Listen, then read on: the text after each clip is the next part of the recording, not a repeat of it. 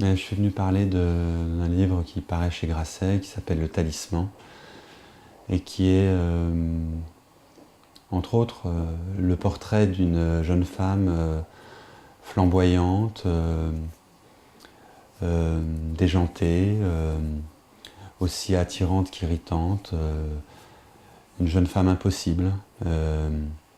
Et au moment de la mort de cette jeune femme, le narrateur s'interroge sur sa vie amoureuse et les figures féminines qu'il a pu rencontrer et qui au fond ressemblaient ou annonçaient ou étaient des sortes de sœurs d'âme ou d'âmes sœurs de Farah, cette héroïne. Le point commun des figures auxquelles elle pense, c'est lui, au fond, c'est sa sensibilité, cette écoute dans laquelle il peut être et qu'il appelle son syndrome du Saint-Bernard, cette écoute qu'il peut avoir vis-à-vis de jeunes femmes désaxées. Cette introspection lui permet en fait, de dresser une galerie de portraits de ces jeunes femmes désaxées et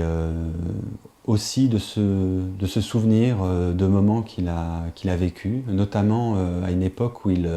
travaillait dans des institutions psychiatriques avec des anorexiques, dans un centre de jour. Et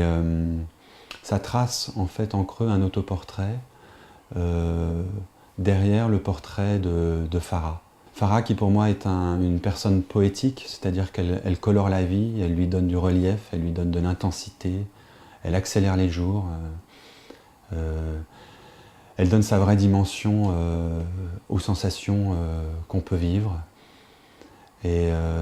c'est aussi cela que cherche le narrateur, c'est à travers l'écriture rendre compte d'une expérience poétique de l'existence, telle que Farah la lui fait éprouver, mais telle que la littérature ou simplement une sensibilité à l'écoute à l'écoute du monde ou de la vie peut faire vivre, peut faire éprouver.